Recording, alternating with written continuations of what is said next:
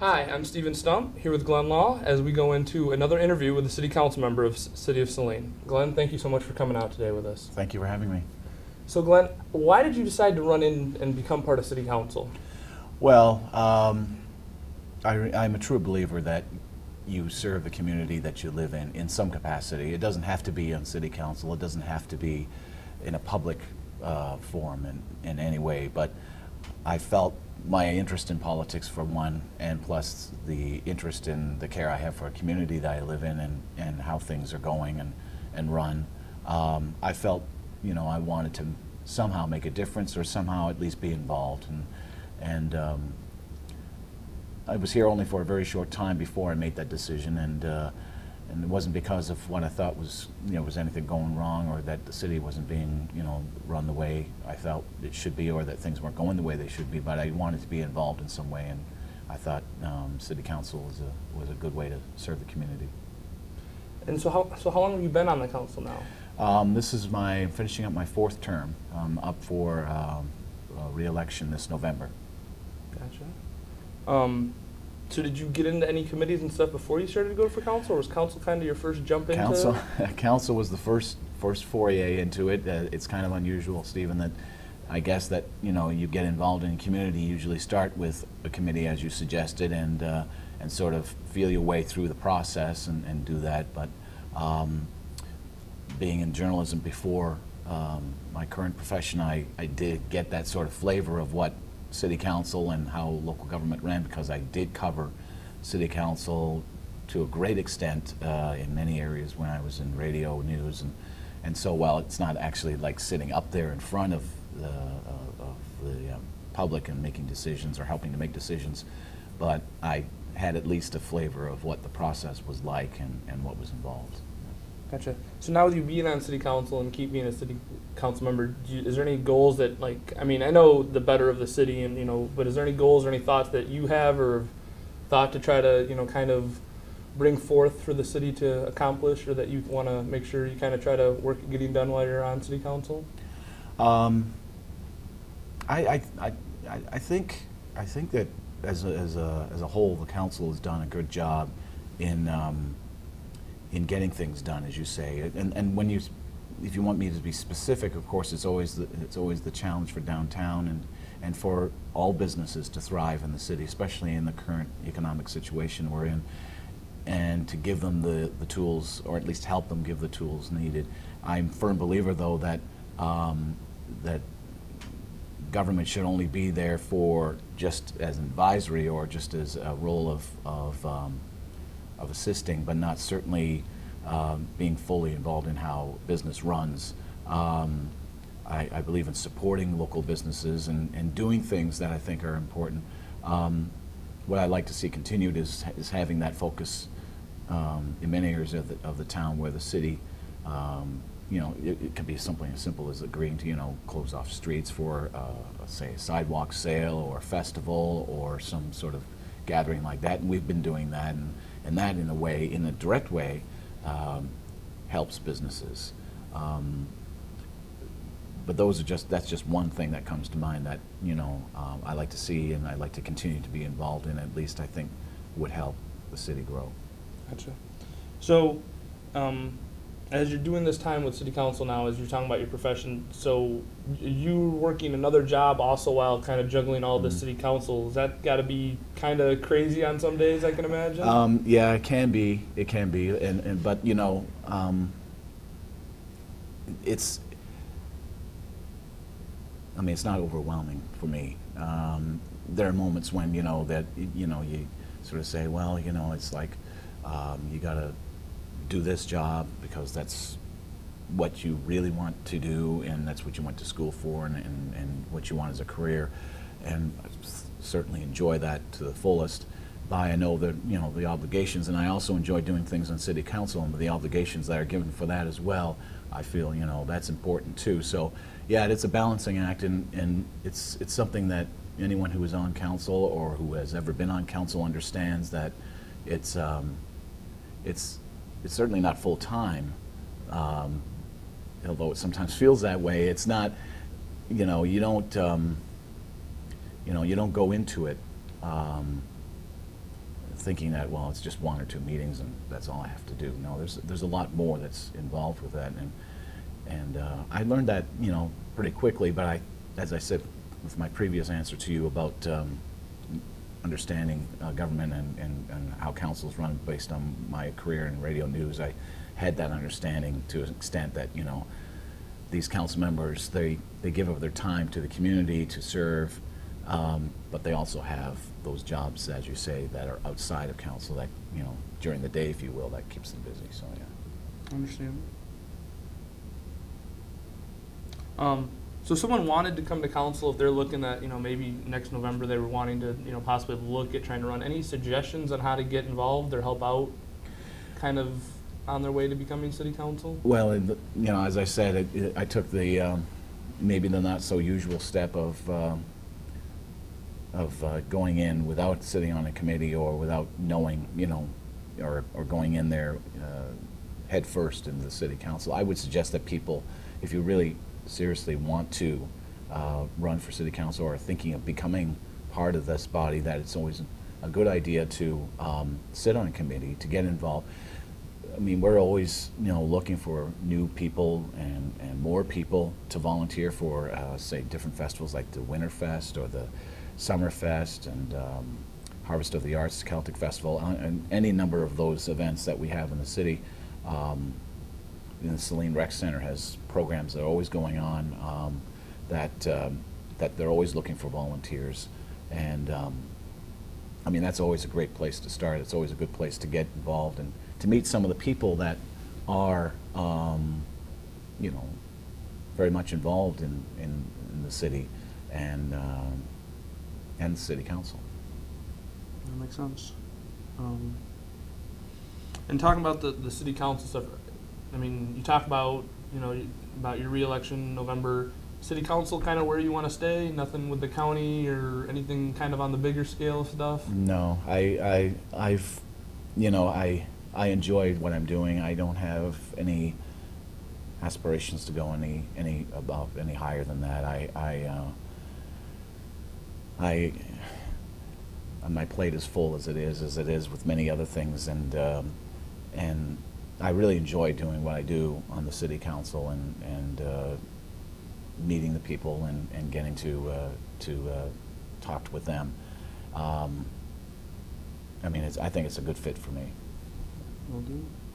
Well, and obviously the community does, with being 4 terms and being able to be there, that you've been able to. I can only I certainly am appreciative of that. I know, Stephen, that it's and very humbling that to be given the trust to sit on the council and make decisions that, some decisions are very difficult, and there's no denying that there's some that are challenging. Some that they're just, I won't say routine, but they're very, they're part of what you have to do, and as a council, those are the things that, that you're expected to do, but I always am grateful for the support I get from the community. It's really, really gratifying. So now kind of going more back into your past, I think we've talked before of Saline isn't your hometown. It's not where you've grown up. You kind of have kind of wandered into Saline and now made it your home. But how did you wander into little old Saline here? Because I feel like this isn't a big spot people just see, oh, hey, there's Saline, we're going to go see the city. It seems like it's kind of more of a unknown mystery. Well, it's I won't get into a whole long story about it, but we're my wife and I are originally from Canada, and we came here almost 18 years ago, first in Ann Arbor, and she's a nurse, and there was a demand for nurses, and she took the step, and I followed with her to come here, and eventually I went into the radio business here as well, because I started out in radio in Canada. But we sort of went the long way around to getting to Saline. We Ann Arbor, then Ann Arbor, and then bought a house, stayed there for a few years, and then thought, oh, well, it's time to move on. Let's see what Saline is. No, we went to Buffalo, New York, because we had that, wanted to be closer to home. But things just didn't work out the way we wanted to there, and 9 months later, we came back, and before we knew it, we were in the process of looking for another home, and this time we found Saline. It's funny because before we even bought our first house in Ann Arbor, we really loved to look at Saline and wanted to, but something else came up along the way. But it was just one of those things where I think you're just guided to that direction, and we're so grateful to find a community like this. And we've been here for 11 years now, and we love to stay here for as long as we can. You know, we really enjoy it. Our daughter was raised here, goes to the schools here, and you know, we made a great amount of friends. Really, our family, you know, our church family, our neighbors. It's just been a great experience. So technology's been a big thing that's been in the news and a lot of things with Facebook and Twitter. It used to be MySpace and stuff like that. Now, do you feel that those type of technologies, having the email and all that stuff, does that help the community get in touch with you, or is it more of a seeing people on at events, or how does people seem to get in touch with you guys the most? I think it's a bit of both. I really do. I think you know, you mentioned the Facebook, the book, and I don't do the Twitter, but the Facebook, the email. Certainly that has made it much easier for people to get a hold of us, and that has been that's been good. Obviously, I think those who don't feel maybe comfortable or not have the time to pick up the phone and call, although I prefer that method. Email is always, you know, is the easiest and even the quickest way to get a question or to get a response. But as you said, Stephen, those times when you are out at a festival or even just out at Bush's or wherever, people coming up to you and asking you a question about something that's been going on, that to me I always prefer above all the other forms of communication, because you know, the face-to-face is something, unfortunately, I think over time we've lost and we've taken for granted and really used to at some point an overextent to the email and the faceless kind of form of communication, which is unfortunate. But you know, so it's like a double-edged sword. You sort of like, it's good to have it, but it's also you sort of miss that one-on-one face-to-face contact with somebody. I understand.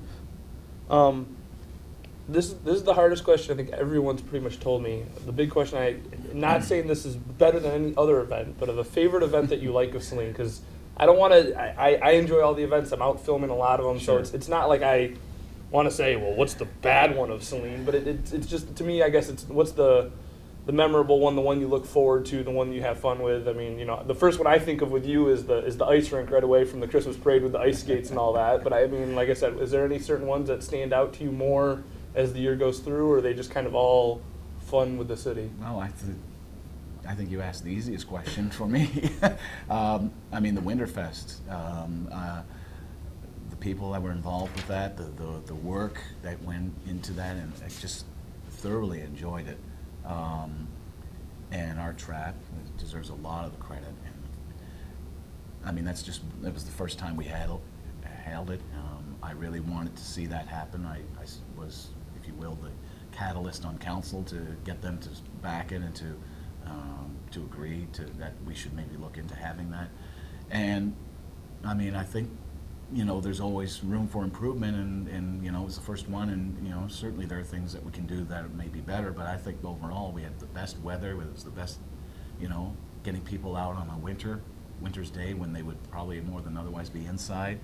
I mean, there's lots of things to experience in the city, and we live in Michigan where 4 seasons is the norm and is the expected thing. So while we have the Summerfest, we have with Celtic Festival, and then we have Harvest of the Arts for the fall, and then winter, I thought, you know, that's been sort of missed out of the mix, so why not have something for the winter? And you brought up the ice rink, and I thought that was a great tie-in that would be in for any festival, and Winterfest is like that. Yeah. So, no, I think every festival that you mentioned has its own identity, and people go to one or the other for different reasons. I mean, I understand, you know, that's just the way it is. I mean, some people prefer Celtic over Summer Fest. Others, prefer the Summer Fest over Harvest of the Arts and Winter Fest. That's fine. I mean, we're here, and I think as a city, we're here to give experiences to people, all walks of life that had the chance to enjoy everything. We hope they come out to all the events, but for me, each one is very distinctive, and I enjoyed going to each one and every one. My preference has always been Winterfest but I think it's great to have so many things going on in the city through the course of the year. Very cool. Like you said, term coming up in November. Yeah. Thinking of running again, possibly? That's something I'm going to have to think about a little bit more about, and talk to my family about, and see where I'm at coming around the summertime, and how things fall into place. There's for me, there's things that are still in the pipeline that have to sort of sort themselves out. Yep. And so I would like to serve another term. But there are things that I have to consider. Obviously, the family for one, but also just the just the commitments that go into that with other things that I have. And this has been another interview with City Council member Glenn Law. This has been an SCTN production.